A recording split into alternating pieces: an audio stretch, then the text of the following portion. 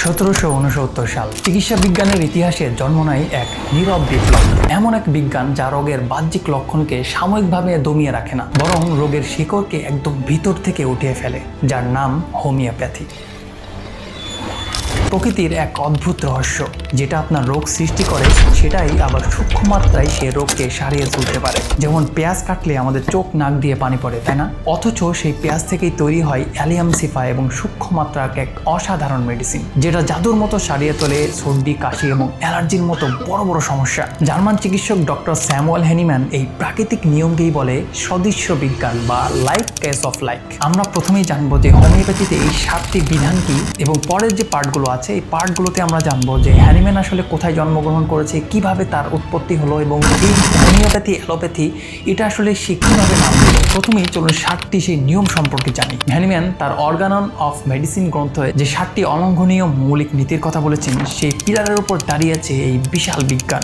যে উপাদান রোগ তৈরি করে সেই উপাদানই আপনার রোগ সারায়। এবং দ্বিতীয় হচ্ছে একক ওষুধ। মোস্ট অফ দ্য কেসেই দেখা যায় অধিকাংশ ডাক্তার একটা রোগের ক্ষেত্রে 20 থেকে 25টা ওষুধ লিখে, কিন্তু এই হ্যানিম্যানের যে সিস্টেমটা আছে এটাতে রোগীর শারীরিক এবং মানসিক ব্যাপারের উপর নিখুঁতভাবে পর্যালোচনা করে মাত্র একটি মেডিসিন তার উপর নির্ধারণ করতে হবে। তৃতীয় নম্বর হচ্ছে সূক্ষ্ম মাত্রা। ওষুধের মাত্রা যত সূক্ষ্ম রাখবেন তত বেশি গভীরভাবে কাজ করবে এবং পার্শ্ব প্রতিক্রিয়াবিহীন একটা নিখুঁত তার রেজাল্ট আসবে। চতুর্থ নম্বর নীতি হচ্ছে মানব দেহে পরীক্ষা। ইঁদুর বা গিরগিটির উপর এটা একেবারে পরীক্ষা করা হয় না। ওষুধের ক্ষমতা যাচাই করার জন্য এই পরীক্ষাটা মূলত মানুষের উপর করা হয়, কারণ মানুষের যে নিখুঁত কষ্টটি আছে একমাত্র মানুষই সেটা ভালো বলতে পারবে। পঞ্চম নম্বর নীতি হচ্ছে জীবন শক্তি। আপনার শরীরের ভিতরেই আছে আপনার অদৃশ্য ঢাল। হোমিওপ্যাথি আপনার বাইরের কিছুই করে না, বরং আপনার ভিতরের যে ঘুমন্ত জীবন্ত শক্তি আছে সেটাকে জাগিয়ে তোলে। এবং ষষ্ঠ নম্বর ওষুধের শক্তিকরণ। নির্দিষ্ট মাত্রায় এই হোমিওপ্যাথিকে ঘর্ষণ বা ঝাঁকুনির মাধ্যমে ওষুধের ভিতরের যে সুপ্ত নিরাময় ক্ষমতাকে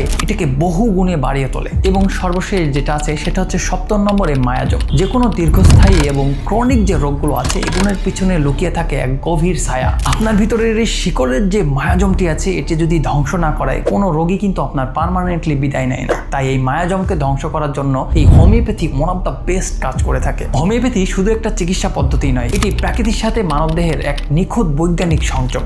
আপনার ভিতরে যে রোগটি আছে এটাকে দাবিয়ে না রেখে বরং ভিতর থেকে সম্পূর্ণ সুস্থ করাই এটির মূলত আসল কাজ। আর এই হোমিওপ্যাথি নিয়ে আপনার যে মিসকনসেপশনগুলো ছিল, এই ভিডিওর মাধ্যমে আপনি প্রত্যেকটা মিসকনসেপশন সবকিছু আপনি ভাঙতে পারবেন। এবং এই চ্যানেলটা যদি আপনি ফলো করতে থাকেন তাহলে বুঝতে পারবেন যে কত হাইলি যে সিক্রেট ব্যাপার স্যাপারগুলো ছিল সেগুলো আমাদের মানুষের কাছ থেকে লুকিয়ে রাখা হয়েছে। এই চ্যানেলে প্রত্যেকটা সিক্রেট বিষয়কে আপনার সামনে তুলে ধরা হবে। তো আমি ডাক্তার বিলাল আহমেদ আজকে এখানেই বিদায় নিচ্ছি।